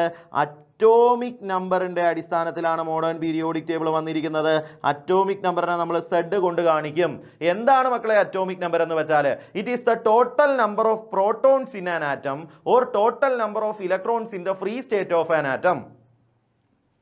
Free state of an atom എന്നതിന് പകരം ന്യൂട്രൽ ആറ്റം എന്ന് വേണമെങ്കിൽ നിങ്ങൾക്ക് പറയാം. ഓക്കെ, ഒരു ആറ്റത്തിനകത്തുള്ള പ്രോട്ടോണുകളുടെ എണ്ണത്തിനെയോ അല്ലെങ്കിൽ ന്യൂട്രൽ ഫ്രീ സ്റ്റേറ്റിൽ റിയാക്ഷനിൽ ഒന്നും പങ്കെടുക്കാതിരിക്കുന്ന ഒരു ആറ്റത്തിനകത്തുള്ള ഇലക്ട്രോണുകളുടെ എണ്ണത്തിനെയോ നമുക്ക് എന്തെന്ന് വിളിക്കാം? അതിൻ്റെ അറ്റോമിക് നമ്പർ എന്ന് നമുക്ക് വിളിക്കാം. ക്ലിയർ ആണോ? അപ്പോൾ മോഡേൺ പീരിയോഡിക് ടേബിൾ എന്തിന്റെ അടിസ്ഥാനത്തിലാണ് വന്നിരിക്കുന്നത്? അറ്റോമിക് നമ്പറിന്റെ അടിസ്ഥാനത്തിലാണ് വന്നിരിക്കുന്നത്. അത് എടുത്തു പറഞ്ഞതിന് കാര്യമുണ്ട് മക്കളെ. കാര്യം ഇതിനു മുൻപേ ഉള്ള പീരിയോഡിക് ടേബിളിൽ ഒട്ടുമിക്കതും അറ്റോമിക് മാസിന്റെ അടിസ്ഥാനത്തിലായിരുന്നു വന്നിരുന്നത്. എന്തിൻ്റെ അടിസ്ഥാനത്തിലായിരുന്നു വന്നിരുന്നത്? അറ്റോമിക് മാസിൻ്റെ അടിസ്ഥാനത്തിലായിരുന്നു വന്നിരുന്നത്. ഇയാളാണ് ഈ ഹെൻറി മോസ്ലി എന്ന് പറയുന്ന വ്യക്തിയാണ് അറ്റോമിക് നമ്പർ എന്ന് പറയുന്ന ഒരു കൺസെപ്റ്റ് ഇതിലോട്ട് കൊണ്ടുവരാൻ കാരണമായത്. ഓക്കെ ആണോ? Moseley did an experiment in which he bombarded high speed electron in different metal surface and obtained X rays. വ്യത്യസ്ത മെറ്റലിൻ്റെ സർഫസിലേക്ക് എക്സ്റേസിനെ കടത്തിവിട്ടു, അല്ലെങ്കിൽ ഹൈ സ്പീഡിലുള്ള ഇലക്ട്രോണുകളെ കടത്തിവിട്ടു. അദ്ദേഹം അതിൻ്റെ കറസ്പോണ്ടിങ് ആയുള്ള ഇലക്ട്രോ മാഗ്നറ്റിക് റേഡിയേഷൻ. ഇപ്പം നമുക്കറിയാം ഇലക്ട്രോൺ എന്ന് വെച്ചാൽ അതിന് വേവ് നേച്ചർ ഉണ്ട്, പാർട്ടിക്കിൾ നേച്ചർ ഉണ്ട്, അതുമായിട്ട് ബന്ധപ്പെട്ട വേവുകളുണ്ട് എന്നുള്ള കാര്യമൊക്കെ നമുക്കറിയാമല്ലോ. അതിൽ നിന്ന് ഈ ഒരു പരീക്ഷണം നടത്തിയതിൻ്റെ ഫലത്തിൽ അദ്ദേഹത്തിന് മനസ്സിലായി root nu proportional to Z. Root nu എന്ന് പറഞ്ഞാൽ റൂട്ട് ഓഫ് ഫ്രീക്വൻസി. അതായത് ഇവിടെ ഈ പറയുന്ന മെറ്റലിൻ്റെ സർഫസിലേക്ക് അദ്ദേഹം ഹൈ സ്പീഡ് ഇലക്ട്രോണുകളെ കൊണ്ടുവന്ന് കൂട്ടിയിടിപ്പിച്ചു. ഇലക്ട്രോൺ വന്ന് മെറ്റലിൻ്റെ സർഫസിലോട്ട് വീണതിൻ്റെ ഫലമായിട്ട് ഇവിടെ നിന്ന് എന്തുണ്ടായി? ഇലക്ട്രോ മാഗ്നറ്റിക് റേഡിയേഷൻ ഉണ്ടായി, അല്ലെങ്കിൽ എന്തുണ്ടായി? എക്സ്റേസ് ഉണ്ടായി. ഓക്കെ, എങ്കിൽ ഈ എമിറ്റ് ചെയ്ത എക്സ്റേയുടെ ഫ്രീക്വൻസി ന്യൂ ആണെങ്കിൽ ഈ ഫ്രീക്വൻസിയുടെ റൂട്ട് ന്യൂ ആർക്ക് പ്രപ്പോർഷണൽ ആണ്? നമ്മൾ ഏത് മെറ്റലിൻ്റെലോട്ടാണോ കടത്തിവിട്ടത് ആ മെറ്റലിൻ്റെ അറ്റോമിക് നമ്പറിന് പ്രപ്പോർഷണൽ ആണ്. ഓക്കെ ആണോ? അവിടെ കിട്ടിയ എക്സ്റേസിൻ്റെ റൂട്ട് ഓഫ് ഫ്രീക്വൻസി എന്ന് പറയുന്നത് അവിടെ, അല്ലെങ്കിൽ നമ്മൾ ഏത് മെറ്റലിനെയാണോ എടുത്ത ആ മെറ്റലിൻ്റെ അറ്റോമിക് നമ്പറിന് എന്തായിരുന്നു? പ്രപ്പോർഷണൽ ആയിരുന്നു. Where nu is frequency of X-ray and Z is the atomic number. From this experiment Moseley concluded that, ഇതാണ് അദ്ദേഹത്തിന് മനസ്സിലായ കാര്യം മക്കളെ, വളരെ വളരെ ഇമ്പോർട്ടൻ്റ് ആയുള്ള കാര്യം. The physical and chemical properties of the elements R periodic function of their atomic number. Okay, ഇതിൽ നിന്ന് മോസ്ലിക്ക് എന്ത് മനസ്സിലായി? ഒരു എലമെന്റിന്റെ ഫിസിക്കൽ കെമിക്കൽ പ്രോപ്പർട്ടി തീരുമാനിക്കുന്നത് ഇത്രയും നാൾ ഓരോരുത്തർ വന്ന് പറഞ്ഞ പോലെ അറ്റോമിക് വെയിറ്റ് അല്ല, അറ്റോമിക് മാസ് അല്ല, പകരം ആ എലമെന്റിന്റെ അറ്റോമിക് നമ്പർ ആണെന്ന് അദ്ദേഹം പറഞ്ഞു. ഒരു എലമെന്റിന്റെ ഫിസിക്കൽ കെമിക്കൽ പ്രോപ്പർട്ടി തീരുമാനിക്കുന്ന ആരാണ്? ആ എലമെന്റിന്റെ അറ്റോമിക് നമ്പറാണ്. ഇതിനെ വിളിക്കുന്ന പേരാണ് modern periodic law. The physical and chemical properties of elements are a periodic function of their atomic number എന്ന് നമ്മളിപ്പോൾ പറഞ്ഞില്ലേ മക്കളെ? ഇതിനെയാണ് നമ്മൾ എന്തെന്ന് വിളിക്കുന്നത്? മോഡേൺ പീരിയോഡിക് ലോ എന്ന് വിളിക്കുന്നത്. ഇതിങ്ങനെ എടുത്തു പറഞ്ഞതിൻ്റെ കാരണം മെൻഡലീവിൻ്റെ പീരിയോഡിക് ടേബിൾ വന്നത് മെൻഡലീസ് പീരിയോഡിക് ലോയുടെ അടിസ്ഥാനത്തിലായിരുന്നു. അവിടെ അദ്ദേഹം പറഞ്ഞത് the properties of elements are a periodic function of their atomic wait എന്ന. അത് തിരുത്തിയത് ആരാ? മോസ്ലിയാ. മോസ്ലി പറഞ്ഞു അത് തെറ്റ്, പകരം ആരാ നമ്മൾ എടുക്കണം? അറ്റോമിക് നമ്പറിനെ നമ്മൾ എടുക്കണമെന്ന് ആര് പറഞ്ഞു? മോസ്ലി പറഞ്ഞു. It means that when the elements are arranged in the increasing order of their atomic number, elements having similar property get repeated after a regular interval. അതായത് എലമെന്റുകളെ അവരുടെ അറ്റോമിക് നമ്പറിന്റെ ഇൻക്രീസിങ് ഓർഡറിൽ നമ്മൾ അടുക്കി വെച്ചാൽ ഒരേ സ്വഭാവമുള്ള എലമെന്റുകൾക്ക് സിമിലർ ആയിട്ടുള്ള മറ്റ് എലമെന്റുകളെ കാണാൻ പറ്റും. അല്ലെങ്കിൽ ഒരു എലമെന്റിന്റെ സ്വഭാവം കൃത്യമായിട്ടുള്ള ഇടവേളകളിൽ എന്ത് ചെയ്യുന്നതായിട്ട് കാണാൻ പറ്റും? റിപ്പീറ്റ് ചെയ്യുന്നതായിട്ട് കാണാൻ പറ്റും എന്ന് നിങ്ങൾ മനസ്സിലാക്കുക. ഓക്കെ ആണോ മക്കളെ? ക്ലിയർ ആണോ? This is also known as modern periodic law. ഇപ്പം നമ്മൾ പറഞ്ഞ ഈ കാര്യത്തിനെയാണ് നമ്മൾ എന്തെന്ന് വിളിക്കുന്നത്? മോഡേൺ പീരിയോഡിക് ലോ എന്ന് വിളിക്കുന്നത്. കിട്ടിയോ? ഓക്കെ അല്ലേ? ക്ലിയർ അല്ലേ? ഓക്കെ മക്കളെ, നോക്കിക്കോ, അടുത്തതായിട്ട് നമ്മൾ പറയാൻ പോകുന്നത് ലോങ് ഫോം അല്ലെങ്കിൽ present form of modern periodic table. അതായത് നമ്മളിപ്പോൾ കണ്ട ലോ ആണ് modern periodic law and it was proposed by Henry Moseley. Okay, എങ്കിൽ ഈ ഒരു ലോയുടെ അടിസ്ഥാനത്തിൽ വന്ന ഏതൊരു പീരിയോഡിക് ക്ലാസിഫിക്കേഷനെയും നമുക്ക് എന്തെന്ന് വിളിക്കാം? മോഡേൺ പീരിയോഡിക് ടേബിൾ എന്ന് വിളിക്കാം. എന്നാൽ ഇന്ന് നമ്മൾ കാണുന്ന പീരിയോഡിക് ടേബിൾ, ഇതിനെ വിളിക്കുന്ന പേരാണ് long form of periodic table. മക്കളെ, ഇതിനെ വിളിക്കുന്ന മറ്റൊരു പേര് Bohr, Bury, Rang and Werner periodic table. Okay, Bohr, Bury, Rang and Werner periodic table എന്ന് നമുക്ക് ഇതിനെ വിളിക്കാം. എന്തുകൊണ്ടാണ് അങ്ങനെ ഒരു പേര് വന്നതെന്നുള്ള കാര്യം നിങ്ങൾക്ക് ഇപ്പം തന്നെ മനസ്സിലാവും കേട്ടോ. ഇതാ നോക്കിക്കോ, it is based on Bohr, Bury electronic configuration concept and atomic number. അപ്പോൾ നമ്മുടെ ഈ ഒരു പീരിയോഡിക് ടേബിൾ എന്തിൻ്റെയൊക്കെ അടിസ്ഥാനത്തിലാണ് വന്നിരിക്കുന്നത്? Bohr, Bury electronic configuration concept and atomic number. Okay ആണേ? This model was proposed by Rang and Werner. ഈ ഒരു മോഡൽ പ്രപ്പോസ് ചെയ്ത ആരാണ്? റാങ്ങും വെർണറുമാണ്. ഓക്കെ, ഇത് പ്രകാരം നമ്മളെ modern periodic table, Bohr, Bury electronic concept എന്താണെന്നൊക്കെ നമ്മൾ പറയാം കേട്ടോ. ഇത് പ്രകാരം നമ്മളെ മോഡേൺ പീരിയോഡിക് ടേബിൾ അല്ലെങ്കിൽ long form of periodic table എടുത്താൽ അവിടെ 7 പീരീഡുകൾ അതുപോലെ തന്നെ 18 ഗ്രൂപ്പുകളും കാണാൻ പറ്റും. എന്തൊക്കെ കാണാൻ പറ്റും? 7 പീരീഡുകളും 18 ഗ്രൂപ്പുകളും കാണാൻ പറ്റും. മക്കളെ, പീരീഡ് എന്ന് വെച്ചാൽ ഹൊറിസോണ്ടൽ ആയിട്ടുള്ള അറേഞ്ച്മെൻറ്റ്. ഓക്കെ, ഗ്രൂപ്പ് എന്ന് വെച്ചാൽ വെർട്ടിക്കൽ ആയിട്ടുള്ള അറേഞ്ച്മെൻറ്റ് എന്നും കൂടെ നിങ്ങൾ ഓർക്കുക.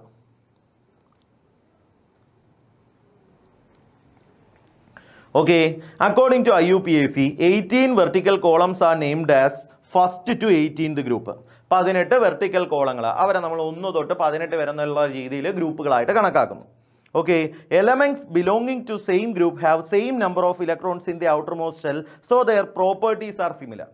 മക്കളെ, ഒരേ ഗ്രൂപ്പിൽ വരുന്ന, അല്ലെങ്കിൽ നമ്മൾ എപ്പോഴും ഇങ്ങനെയാണ് പറയുന്നത്, elements with same property are placed under the same group. നമ്മൾ ഈ 18 ഗ്രൂപ്പുകൾ ഉണ്ടെന്ന് പറയുമ്പോൾ 1 തൊട്ട് 18 വരെയുള്ള ഗ്രൂപ്പുകളുടെ കാര്യം നമ്മൾ പറയുമ്പോൾ നമ്മൾ അവിടെ എടുത്തു പറയുന്ന ഒരു കാര്യമാണ് ഒരേ സ്വഭാവം വരുന്ന എലമെന്റുകളെ നമ്മൾ ഒരേ ഗ്രൂപ്പിൽ ഉൾപ്പെടുത്തുന്നു എന്നുള്ള കാര്യം. എന്നാൽ ഇത് 100% ശരിയാണോ? അല്ല. പക്ഷേ ഒട്ടുമിക്ക കേസിൽ നമ്മളിപ്പോൾ നിലവിൽ പറയുന്നത് പീരിയോഡിക് ടേബിളിന്റെ ജനറൽ ആയിട്ടുള്ള കേസാണ്. അതിപ്പോൾ ഞാനിപ്പോൾ പറയുകയാണെങ്കിൽ നമ്മളിപ്പോൾ പീരിയോഡിക് ടേബിളിൻ്റെ ഒന്നാമത്തെ ഗ്രൂപ്പ് എടുക്കുവാണെങ്കിൽ, ഫസ്റ്റ് ഗ്രൂപ്പ് എടുക്കുവാണെങ്കിൽ, ആൽക്കലി മെറ്റലുകൾ എടുക്കുവാണെങ്കിൽ ആ ഗ്രൂപ്പിലുള്ള എലമെൻറ്റുകളാണ് lithium, sodium, potassium, rubidium, caesium, francium. ഇവർ ഒരേപോലത്തെ സ്വഭാവം കാണിക്കുന്നവരാണ്. അല്ലെങ്കിൽ ഞാൻ പീരിയോഡിക് ടേബിളിലെ 17ാമത്തെ ഗ്രൂപ്പ്, 17th ഗ്രൂപ്പ് ഹാലജനുകളെ ഞാൻ എടുക്കുവാണെങ്കിൽ എനിക്ക് അവിടെ എലമെൻറ്റുകളെ കാണാൻ പറ്റും. Fluorine, chlorine, bromine, iodine, astatine. Okay, astatine. പിന്നെ ഇപ്പോൾ പുതുതായിട്ട് കണ്ടുപിടിച്ച എലമെന്റ് ടെനസിനും ഉണ്ട്. ഇവിടെ നമ്മൾ നോക്കുവാണെങ്കിൽ ഒരേപോലത്തെ സ്വഭാവം കാണാൻ പറ്റും. പക്ഷേ എല്ലാ ഗ്രൂപ്പിലും ഇങ്ങനെയാണോ എന്ന് ചോദിച്ചാലല്ല. അതായത് നമ്മൾ പീരിയോഡിക് ടേബിളിലെ ഡി ബ്ലോക്കിലോട്ട് പോകുമ്പോൾ, ആ ഡി ബ്ലോക്ക് എന്ന് വെച്ചാൽ ആരാന്നറിയാമല്ലോ, നമ്മൾ ഓൾറെഡി പറഞ്ഞായിരുന്നു 1, 2 ഗ്രൂപ്പുകളാണ് എസ് ബ്ലോക്ക്. 1, 2 ഗ്രൂപ്പുകളാണ് എസ് ബ്ലോക്ക്. 13 തൊട്ട് 18 വരെയുള്ള ഗ്രൂപ്പുകളാണ് പി ബ്ലോക്ക്. 3 തൊട്ട് 12 വരെയുള്ള ഗ്രൂപ്പുകളാണ് ഡി ബ്ലോക്ക്. ലാന്തനോയിഡ്സിനെയും ആക്റ്റിനോയിഡ്സിനെയും ചേർത്താണ് നമ്മൾ എന്തെന്ന് വിളിക്കുന്നത്? എഫ് ബ്ലോക്ക് എന്നും വിളിക്കുന്നത്. മക്കളെ, ഇത് എന്തിൻ്റെ അടിസ്ഥാനത്തിലാണ് അടുക്കി വെച്ചേക്കുന്നതെന്ന് അറിയാവോ? ഇലക്ട്രോണിക് കോൺഫിഗറേഷൻ എഴുതുമ്പോൾ അവസാനത്തെ ഇലക്ട്രോൺ ഏത് സബ്ഷെല്ലിലോട്ടാണ് പോകുന്നത് എന്നുള്ളതിൻ്റെ അടിസ്ഥാനത്തിലാണ്. അതായത് ഇലക്ട്രോണിക് കോൺഫിഗറേഷൻ എഴുതുമ്പോൾ അവസാനത്തെ ഇലക്ട്രോൺ എസ് സബ്ഷെല്ലിലോട്ടാണ് പോകുന്നതെങ്കിൽ അവരെ നമ്മൾ എസ് ബ്ലോക്ക് എലമെന്റ്സ് എന്ന് വിളിക്കും. എസ് സബ്ഷെല്ലിൻ്റെ മാക്സിമം കപ്പാസിറ്റി 2 ഇലക്ട്രോണാണ്. അതുകൊണ്ട് തന്നെ എസ് ബ്ലോക്കിൽ എത്ര ഗ്രൂപ്പുകൾ കാണും? 2 ഗ്രൂപ്പുകൾ കാണും. ഓക്കെ ആണോ? ക്ലിയർ ആണോ? ഇനി ആ ഇലക്ട്രോണിക് കോൺഫിഗറേഷൻ എഴുതാൻ നേരം അവസാനത്തെ ഇലക്ട്രോൺ പി സബ്ഷെല്ലിലോട്ടാണ് പോകുന്നതെങ്കിൽ അവരെ നമ്മൾ പി ബ്ലോക്ക് എലമെന്റ്സ് എന്ന് വിളിക്കും. പി സബ്ഷെല്ലിന്റെ മാക്സിമം കപ്പാസിറ്റി എത്രയാണ് നമ്മൾ പഠിച്ചിട്ടില്ലേ? 6 ഇലക്ട്രോൺ. അതുകൊണ്ട് തന്നെ പി ബ്ലോക്കിൽ എത്ര ഗ്രൂപ്പുകൾ കാണും? 6 ഗ്രൂപ്പുകൾ കാണും. ഇലക്ട്രോണിക് കോൺഫിഗറേഷൻ എഴുതുന്ന സമയത്ത് അവസാനത്തെ ഇലക്ട്രോൺ ഡി സബ്ഷെല്ലിലോട്ടാണ് പോകുന്നതെങ്കിലോ അവരെ നമ്മൾ ഡി ബ്ലോക്ക് എലമെന്റ്സ് എന്ന് വിളിക്കും. ഓക്കെ, ഈ ഡി ബ്ലോക്ക് എലമെന്റ്സിനകത്ത് ഡി സബ്ഷെല്ലിന്റെ മാക്സിമം കപ്പാസിറ്റി 10 ഇലക്ട്രോൺ അല്ലേ? അതുകൊണ്ട് തന്നെ ഡി ബ്ലോക്കിൽ എത്ര ഗ്രൂപ്പുകൾ കാണും? 10 ഗ്രൂപ്പുകൾ കാണും. അപ്പോൾ ലാന്തനോയിഡ്സിൻ്റെ ആക്റ്റിനോയിഡ്സിൻ്റെയും കേസ്, അല്ലെങ്കിൽ എഫ് ബ്ലോക്ക് എലമെന്റ്സിൻ്റെ കേസ് എന്താണെന്ന് വെച്ചാൽ, ശരിക്കും പറഞ്ഞാൽ ഇവർ പീരിയോഡിക് ടേബിളിൽ ഈ ഡി ബ്ലോക്കിൻ്റെ ഉള്ളിൽ വരുന്ന ആളുകളാണ്. ഡി ബ്ലോക്കിൻ്റെ ഉള്ളിൽ എന്ന് പറഞ്ഞാൽ മക്കളെ നിങ്ങൾക്ക് ഇപ്പോൾ പീരിയോഡിക് ടേബിൾ കാണാമല്ലോ. ഇവിടെയാണ് ദാ അറ്റോമിക് നമ്പർ 56. 56ന്റെ പേരെന്തുവാ? Barium. Atomic number 72 hafnium. Okay ആണ്. ഈ അറ്റോമിക് നമ്പർ 56നും അറ്റോമിക് നമ്പർ 72നും ഇടയിൽ കുറച്ച് എലമെന്റുകൾ കാണാൻ പറ്റും. കൃത്യമായിട്ട് പറയാനാണെങ്കിൽ ഒരു 15 എലമെന്റുകൾ കാണാൻ പറ്റും. അതിൽ ആദ്യത്തെ എലമെന്റ് ലെന്താനം ഡി ബ്ലോക്കിൽ തന്നെ വരുന്നതാണ്. അറ്റോമിക് നമ്പർ 57 വരുന്ന ലെന്താനം എവിടെ തന്നെ വരുന്ന ആളാ? ഡി ബ്ലോക്കിൽ തന്നെ വരുന്നയാളാ. എന്നാൽ ആ ലെന്താനം കഴിഞ്ഞ് വരുന്ന 14 എലമെന്റുകളെ എടുക്കുകയാണെങ്കിൽ, അതായത് അറ്റോമിക് നമ്പർ 58 സീറിയം തൊട്ട് അറ്റോമിക് നമ്പർ 71 ലൂട്ടീഷ്യം വരെയുള്ള 14 എലമെന്റുകൾ. ഓക്കെ, ഈ 14 എലമെന്റുകളുടെ ഇലക്ട്രോണിക് കോൺഫിഗറേഷൻ എഴുതുന്ന സമയത്ത് അവരുടെ അവസാനത്തെ ഇലക്ട്രോൺ എങ്ങോട്ടേക്കാണ് പോകുന്നത്?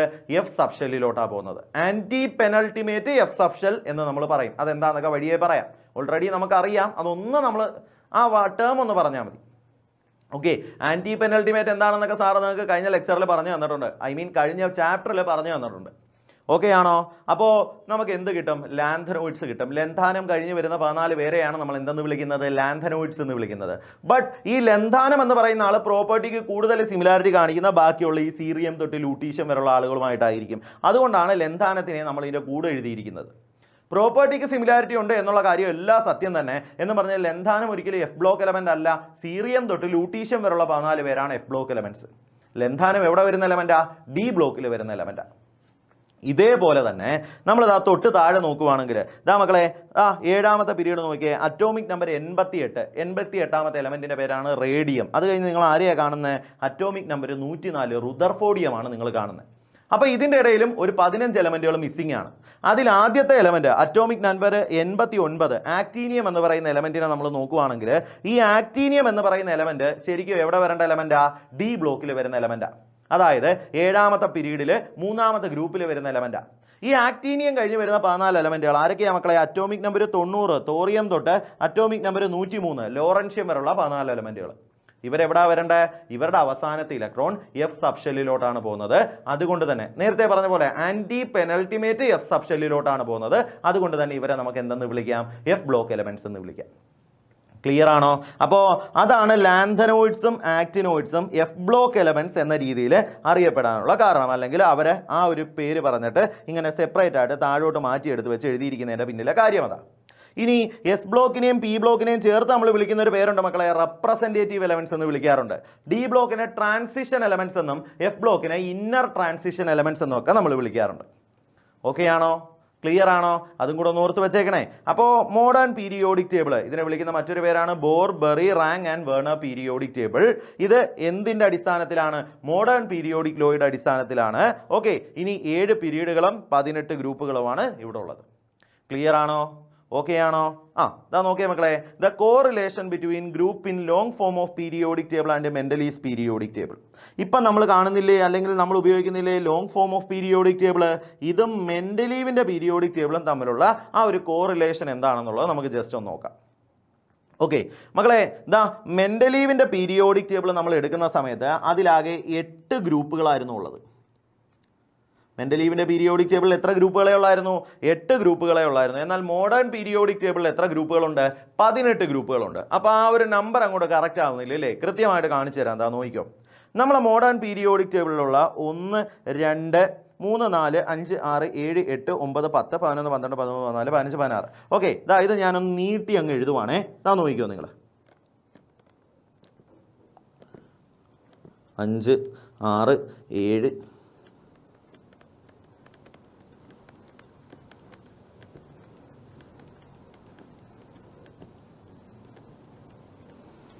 ഓക്കെ ആണോ? ക്ലിയർ ആണോ? അപ്പോൾ ഈ പറയുന്ന മെൻഡലീവിൻ്റെ പീരിയോഡിക് ടേബിളിൽ എലമെൻറ്റുകളെ 2ആയിട്ട് തിരിച്ചിട്ടുണ്ട്. എലമെൻ്റ് അടങ്ങിയ ഗ്രൂപ്പുകളെ 2ആയിട്ട് തിരിച്ചിട്ടുണ്ട്. എ എന്നും ബി എന്നും പറഞ്ഞ് 2ആയിട്ട് തിരിച്ചിട്ടുണ്ട്. ഓക്കെ, ക്ലിയർ ആണോ? അതെങ്ങനെയാണെന്ന് കറക്റ്റായിട്ട് പറഞ്ഞുതരാം. ദാ നോക്കിക്കോണേ. ദാ 1, 2 ഗ്രൂപ്പുകൾ.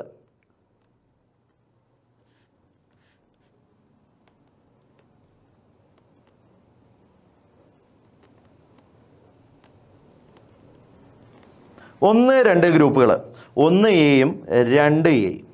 ഓക്കെ ആണോ മക്കളെ? 13 തൊട്ട് 18 വരെയുള്ള ഗ്രൂപ്പുകൾ ഇതാ 3 A, 4 A, 5 A, 6 A, 7 A. 18ാമത്തെ group Mendeleev periodic table propose ചെയ്യുന്ന സമയത്ത് ഇല്ലായിരുന്നു. അതിനെ നമ്മൾ 0 ഗ്രൂപ്പ് എന്നാണ് വിളിക്കുന്നത്. ഓക്കെ, ഇങ്ങനെ നിൽക്കട്ടെ. അപ്പോൾ ഈ 1, 2 ഗ്രൂപ്പ് എന്ന് വെച്ചാൽ ശരിക്കും എസ് ബ്ലോക്ക്. 13 തൊട്ട് 18 വരെയുള്ള ഗ്രൂപ്പ് എന്ന് വെച്ചാൽ ശരിക്കും പി ബ്ലോക്ക്.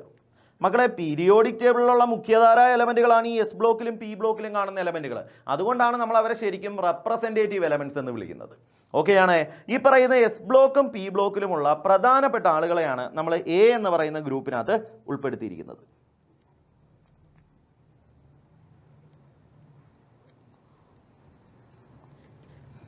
അപ്പോൾ ബാക്കി വരുന്ന ആളുകളും പീരിയോഡിക് ടേബിളിൽ തന്നെ ഉള്ളതാണല്ലോ.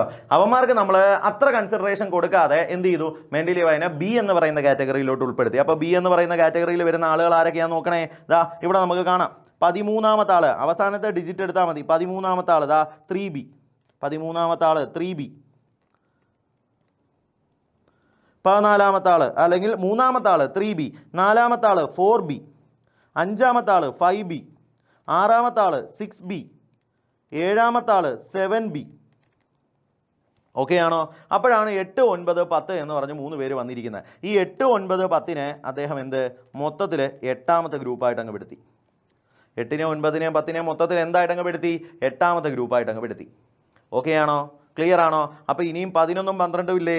1 എയും 1 ബിയും ഇവിടെ ഉണ്ടല്ലോ. ഈ 11നെ നമ്മൾ 1B എന്നും 12നെ നമ്മൾ 2B എന്നും വിളിച്ചു. ഇതാണ് കൃത്യമായിട്ട് പറയാനാണെങ്കിൽ മെൻഡലീവിൻ്റെ പീരിയോഡിക് ടേബിളും ഈ പറയുന്ന മോഡേൺ പീരിയോഡിക് ടേബിളും തമ്മിലുള്ള ഗ്രൂപ്പുകളുടെ സിമിലാരിറ്റി. ഓക്കെ ആണോ? ക്ലിയർ ആണോ? അപ്പോൾ 1, 2 1A 2A എസ് ബ്ലോക്കാണ്. പി ബ്ലോക്കിലും എ തന്നെ ആയിരിക്കും വരുന്നത്. അതായത് 3A 4A 13 3A 14 4A 15 5A എന്ന രീതിയിൽ പോകും. ഓക്കെ, 18ാമത്തെ ഗ്രൂപ്പ് 0 ഗ്രൂപ്പ്. ഓക്കെ ആണല്ലോ. ഇനി നടുക്കുള്ള ഡി ബ്ലോക്കിൽ എലമെന്റുകൾ നോക്കുവാണെങ്കിൽ അവരെ ബി വെച്ചിട്ടാണ് പറയുന്നത്. അപ്പോൾ ബി വെച്ചിട്ട് നമ്മൾ എങ്ങനെ പറയും? 3B 4B 5B 6B 7B മൊത്തം 8 ഗ്രൂപ്പേ ഉള്ളൂ. അപ്പോൾ 8 9 10 ഇവരെല്ലാവരും കൂടെ 8ാമത്തെ ഗ്രൂപ്പിൽ. ഇനി 1B 2B. ക്ലിയർ ആണോ? ഇങ്ങനെ നമുക്ക് മോഡേൺ പീരിയോഡിക് ടേബിളിലുള്ള ഗ്രൂപ്പുകളും നമ്മുടെ മെൻഡലീവിൻ്റെ പീരിയോഡിക് ടേബിളിലുള്ള ഗ്രൂപ്പുകളും തമ്മിൽ കോറിലേറ്റ് ചെയ്യാം. ഓക്കെ ആണേ? ക്ലിയർ ആണേ? ദാ നോക്ക്, 1A 1 2A 2 ദാ ബി ആണ്. ഓക്കെ ആണോ? 8 9 10 8ാമത്തെ ഗ്രൂപ്പ്. 11ാമത്തെ ഗ്രൂപ്പ് 1B. 12ാമത്തെ ഗ്രൂപ്പ് 2B. 13 തൊട്ട് 18 വരെ എ ആണ്. ക്ലിയർ ആണോ? ഓക്കെ ആണോ? ഇങ്ങനെ ഇവർ രണ്ടുപേരും തമ്മിലുള്ള സിമിലാരിറ്റി നമുക്ക് പറയാൻ പറ്റും. കിട്ടിയോ മക്കളെ? ക്ലിയർ അല്ലേ? ഓക്കെ അല്ലേ? അടുത്തതായിട്ട് ഇലക്ട്രോണിക് കോൺഫിഗറേഷൻ. നമ്മൾ പറഞ്ഞു പീരിയോഡിക് ടേബിളിനെ നമ്മൾ ക്ലാസിഫൈ ചെയ്യുന്ന എന്തിൻ്റെ അടിസ്ഥാനത്തിലാണ്? ഇലക്ട്രോണിക് കോൺഫിഗറേഷൻ്റെ അടിസ്ഥാനത്തിലാണ്. ഇലക്ട്രോണിക് കോൺഫിഗറേഷൻ എങ്ങനെയാണ് എഴുതുന്നതെന്നൊക്കെ നമ്മൾ ഓൾറെഡി പഠിച്ചതാണ്. ഒരാളുടെ ഇലക്ട്രോണിക് കോൺഫിഗറേഷൻ എഴുതുന്നതുമായിട്ട് ബന്ധപ്പെട്ട 4 റൂളുകളുണ്ടെന്ന് നമുക്കറിയാം. ആ റൂളുകളുടെ പേര് മാത്രം പറ മക്കളെ. 1ാമത്തെ റൂളിൻ്റെ പേരെന്തായിരുന്നു? വേഗം പറ എല്ലാവരും. ഒഫ്ബാ പ്രിൻസിപ്പിൾ. 2ാമത്തെ റൂളിൻ്റെ പേരെന്തായിരുന്നു? N+L rule. 3ാമത്തെ റൂളിൻ്റെ പേരെന്തായിരുന്നു? Pauli's exclusion principle. 4ാമത്തെ റൂളിൻ്റെ പേരെന്തായിരുന്നു? Hund's rule of maximum multiplicity. അപ്പോൾ ഇങ്ങനെ 4 റൂളുകൾ നമ്മൾ കഴിഞ്ഞ പാഠത്തിൽ പഠിച്ചിട്ടുണ്ടായിരുന്നു. ഈ 4 റൂളുകളുടെ അടിസ്ഥാനത്തിലാണ് നമ്മൾ എപ്പോഴും ഇലക്ട്രോണിക് കോൺഫിഗറേഷൻ എഴുതുന്നത് ഇല്ലേ? അപ്പോൾ തീർച്ചയായിട്ടും ഈ 4 റൂളുകളുടെ അടിസ്ഥാനത്തിലാണ് നമ്മൾ പീരിയോഡിക് ടേബിളിനെ ക്ലാസിഫൈ ചെയ്തിരിക്കുന്നത്. കാര്യം ഇലക്ട്രോണിക് കോൺഫിഗറേഷൻ്റെ അടിസ്ഥാനത്തിലല്ലേ നമ്മൾ ക്ലാസിഫൈ ചെയ്ത്. സോ നമുക്ക് അങ്ങനെ പറയാം. നമുക്കറിയാം മൊത്തത്തിൽ 4 സബ്ഷെല്ലുകളാണുള്ളത്. ഇനി ക്വാണ്ടം നമ്പേഴ്സിനെ പറ്റി പഠിച്ചത് നിങ്ങൾ ഓർക്കുന്നുണ്ടായിരിക്കും. മൊത്തത്തിൽ 4 സബ്ഷെല്ലുകളാണുള്ളത്. S, P, D, F. S സബ്ഷെല്ലിൽ എത്ര പേരുണ്ട്? 2 എലമെൻറ്റുകൾ, 2 ഇലക്ട്രോണുകൾ മാക്സിമം ഓക്കുപ്പൈ ചെയ്യാൻ പറ്റും. എസ് സബ്ഷെൽ എന്ന് പറയുമ്പോൾ അതിനകത്ത് 2 ഇലക്ട്രോണുകൾ, ഒരാൾ +1/2 മറ്റേത് -1/2. മാക്സിമം എത്ര ഇലക്ട്രോണുകൾക്ക് ഓക്കുപ്പൈ ചെയ്യാൻ പറ്റും? 2 ഇലക്ട്രോണുകൾക്ക് ഓക്കുപ്പൈ ചെയ്യാൻ പറ്റും. പി ആകുമ്പോഴോ 6 ഇലക്ട്രോൺ, ഡി ആകുമ്പോഴോ 10 ഇലക്ട്രോൺ, എഫ് ആകുമ്പോഴോ 14 ഇലക്ട്രോൺ. ഓക്കെ, അതുകൊണ്ടാണ് നമ്മൾ പറഞ്ഞത് എസ് ബ്ലോക്കിൽ 2 ഗ്രൂപ്പുകളുണ്ട്, പി ബ്ലോക്കിൽ 6 ഗ്രൂപ്പുകളുണ്ട്, ഡി ബ്ലോക്കിൽ 10 ഗ്രൂപ്പുകളുണ്ട്, എഫ് ബ്ലോക്കിൽ 14 എലമെൻറ്റുകൾ വെച്ചിട്ടുണ്ട്. ഓക്കെ, ക്ലിയർ അല്ലേ? ഓക്കെ അല്ലേ? ദാ ഇതിവിടെ കൂടുതൽ എക്സ്പ്ലനേഷൻ്റെ ഒന്നും ആവശ്യമില്ല എന്ന് എനിക്കറിയാം. 1 തൊട്ട് 30 വരെയുള്ള എലമെൻറ്റുകളുടെ ഇലക്ട്രോണിക് കോൺഫിഗറേഷൻ നിങ്ങളുടെ മുൻപിലുണ്ട്. ഇത് നമ്മൾ ഓൾറെഡി കഴിഞ്ഞ ക്ലാസ്സിൽ കഴിഞ്ഞ പാഠത്തിൽ നമ്മൾ ചെയ്തതാണ്. സോ മക്കളെ ജസ്റ്റ് നോട്ടിച്ച് നോക്കിയാൽ മതി. വീഡിയോ ഒന്ന് പോസ് ചെയ്തിട്ട് ജസ്റ്റ് നോട്ടിച്ച് നോക്കിക്കോ. ഓക്കെ ആണേ? അതുപോലെ ദാ ക്രോമിയം, കോപ്പർ തുടങ്ങിയ 2 എലമെൻറ്റുകളുടെ കേസിലും പറയുന്നുണ്ട്. ഇവരുടെ കേസിൽ സ്പെഷ്യൽ കോൺഫിഗറേഷൻ ആണ് എന്ന് നമ്മൾ ഓൾറെഡി പറഞ്ഞിട്ടുണ്ടായിരുന്നു. അതായത് ക്രോമിയത്തിൻ്റെ കേസിൽ ആക്ച്വലി 4s2 3d4 ആണെന്ന് നമ്മൾ വിചാരിക്കും. Due to the extra stability of half filled electronic configuration അതെങ്ങനെ വന്നു? 4s1 3d5 എന്ന് വന്നു. അതുപോലെ കോപ്പറിൻ്റെ കേസിൽ നമ്മൾ 4s2 3d9 ആണെന്ന് വിചാരിക്കും. എന്നാൽ due to the extra stability of completely filled d orbital configuration ഇതെങ്ങനെ വന്നു? 3d10 4s1 എന്ന് വന്നു.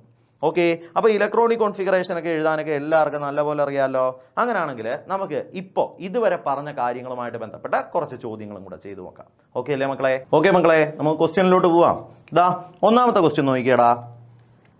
Atomic number is the base of. താഴെ പറയുന്നവയിൽ ഏതിൻ്റെയൊക്കെ ബേസ് ആണ് അറ്റോമിക് നമ്പർ എന്നാണ് ചോദിച്ചിരിക്കുന്നത്. ലോഥർമെയറിൻ്റെ കർവ് അല്ല. ന്യൂലൻഡിൻ്റെ ഒക്ടേവ് റൂള് അല്ല. മോഡേൺ പീരിയോഡിക് ടേബിൾ ആണ്. ഡോവറൈനറിൻ്റെ ട്രയാഡ് അല്ല. ഇതെല്ലാം അറ്റോമിക് വെയ്റ്റുമായിട്ട് ബന്ധപ്പെട്ടായിരുന്നു, അറ്റോമിക് മാസുമായിട്ട് ബന്ധപ്പെട്ടായിരുന്നു. Long form of periodic table ആണ്.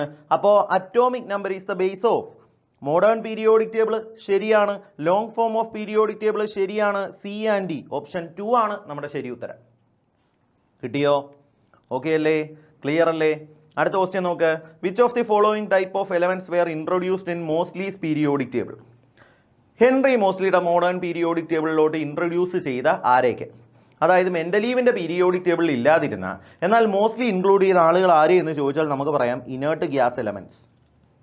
അതായത് ഇന്ന് നമ്മൾ പീരിയോഡിക് ടേബിളിൽ കാണുന്ന 18ാമത്തെ ഗ്രൂപ്പിൽ എലമെന്റുകളുണ്ടല്ലോ, helium, neon, argon, krypton, xenon, radon, oganesson. Mendeleev അദ്ദേഹത്തിൻ്റെ പീരിയോഡിക് ടേബിൾ പ്രപ്പോസ് ചെയ്ത സമയത്ത് ഈ പറയുന്ന ആളുകൾ ഇല്ലായിരുന്നു. പിന്നെയാണ് ഗ്രൂപ്പ് 0 എന്ന് പറഞ്ഞ് ഈ പറയുന്ന ആളുകൾ അങ്ങോട്ട് ഇൻക്ലൂഡ് ചെയ്ത്.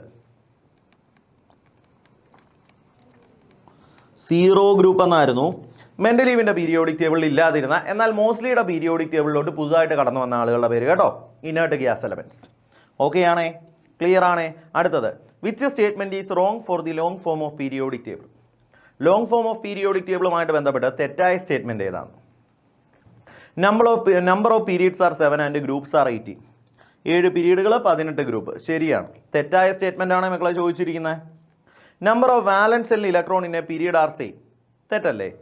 ഒരു ഗ്രൂപ്പിൽ മുകളിൽ നിന്ന് താഴോട്ട് വരുമ്പോൾ ഇലക്ട്രോണുകളുടെ എണ്ണം എന്താണ്? ഔട്ടർ മോസ്റ്റ് ഷെല്ലിലുള്ള വാലൻസ് ഷെൽ ഇലക്ട്രോണുകളുടെ എണ്ണം സെയിം ആണ്. പക്ഷെ ഒരു പീരീഡിൽ അങ്ങനെയാണോ? അല്ല, തെറ്റ്.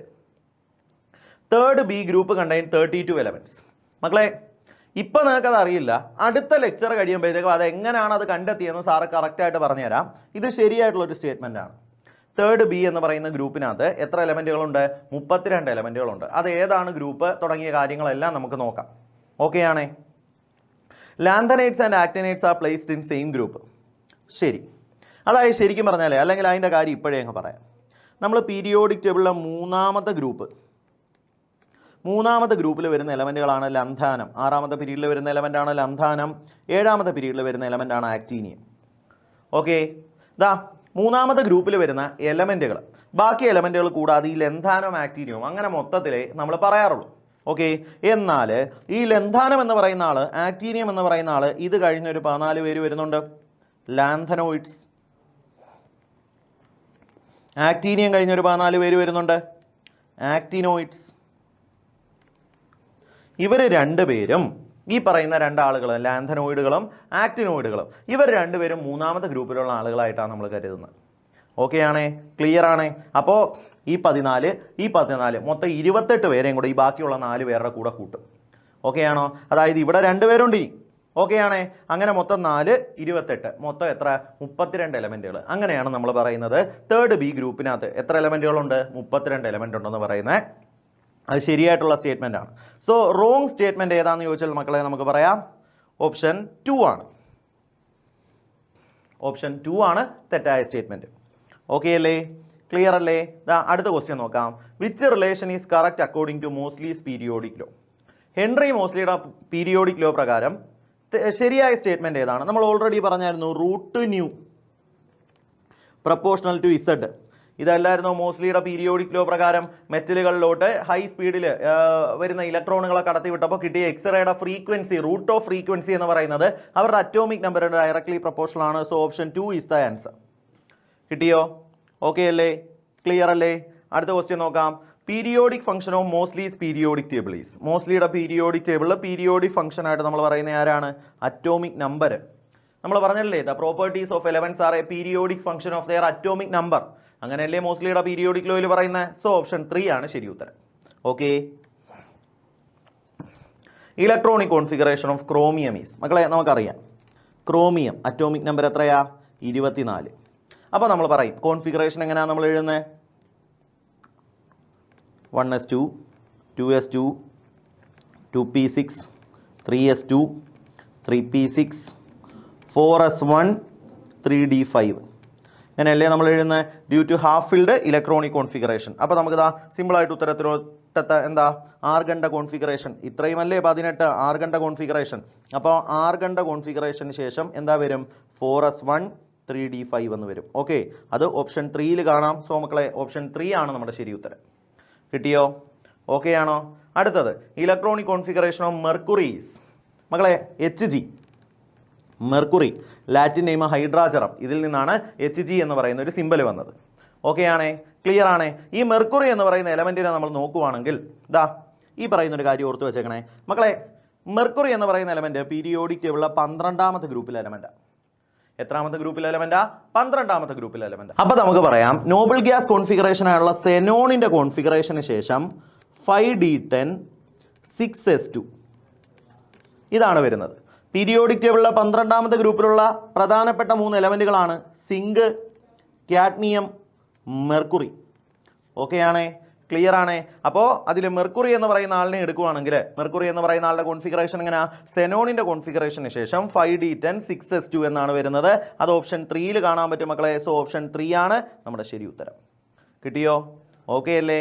അടുത്ത ക്വസ്റ്റ്യൻ നോക്ക്, ഇലക്ട്രോണിക് കോൺഫിഗറേഷൻ ഓഫ് കോപ്പറിന്റെ അറ്റോമിക് നമ്പർ എത്രയാ മക്കളെ? കോപ്പറിന്റെ അറ്റോമിക് നമ്പർ 29, 29 അല്ലേ? അപ്പോൾ കോപ്പറിന്റെ കോൺഫിഗറേഷൻ എങ്ങനെ ആയിരിക്കും വരുന്നത്? നോബിൾ ഗ്യാസ് ആയുള്ള ആർഗണിന്റെ കോൺഫിഗറേഷന് ശേഷം 4s1 3d10 നമ്മൾ ഓൾറെഡി പഠിച്ചിട്ടുള്ളതല്ലേ? 4s1 3d10 ഓപ്ഷൻ 4ൽ കാണാം. ഓപ്ഷൻ 4 ആണ് നമ്മുടെ ശരി ഉത്തരം.